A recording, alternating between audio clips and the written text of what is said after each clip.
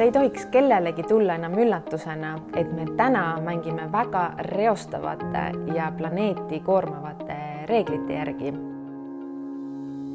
See ei saa enam niimoodi jätkuda. Üheks lahenduseks siinkohal on ringmajandus. Ringmajandusel on 3 põhilist printsiipi. Esiteks, me peame välja disainima reostuse ja jäätmed. Teiseks, me peame hoidma materjale ja tooteid võimalikult kaua ringluses. Kõik, mis siia maailma on loodud, kõike me peame kasutama võimalikult kaua.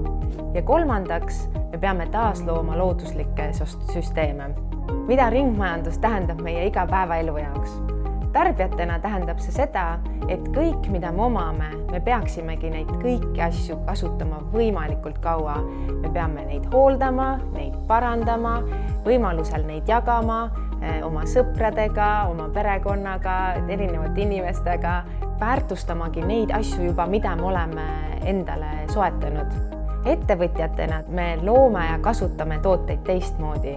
Me loome nad modulaarselt, selliselt, et nad oleksid kergesti parandatavad, materjalidest, mida on võimalik lõputult väärindada, et siis vähendada võimalikult palju jäätmeteket, sest kõik, mis muutub jäätmeks, läheb ka sellest süsteemist välja ja selle väärtus on kadunud.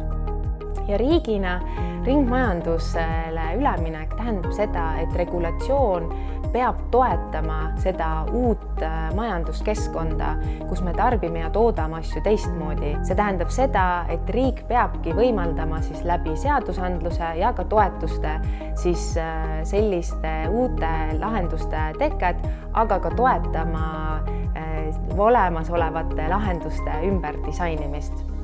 Ringmajandus on selle sajandi suurim võimalus. Ärme lase seda käest.